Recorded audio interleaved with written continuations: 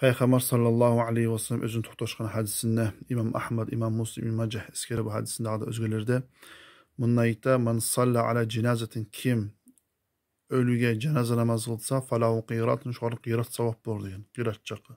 Ve men şahide hatta tutfana falahu qiratun kim şu ölünü gömüp bitkençe toxtasa dağda qirat savap bor degan. Artı bu ayta Peygamber sallallahu aleyhi ve sellem antetip vellezî nefsu Muhammed biyedih Allah'ım antetemen degan.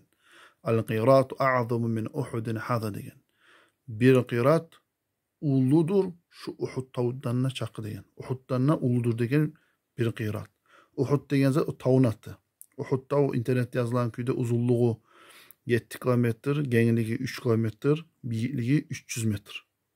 Şu bir Uhud'nu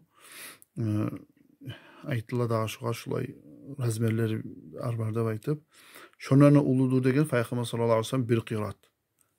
Bir cenazada kılıp artı bulan gömükkençe olsa 2 qiratna adam.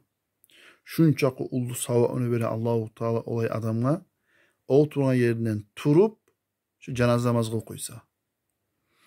Laptana tinç namaz, cenaze namaz.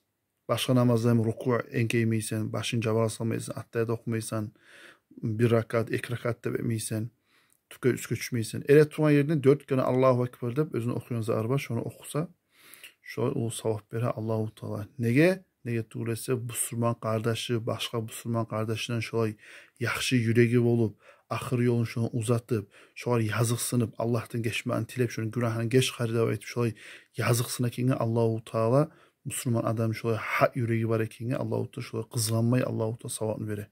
Allah çomarttır. Allahu Teala cenazamız kılalardan etsin ya Allah. Velhamdülillahi Rabbil alemin.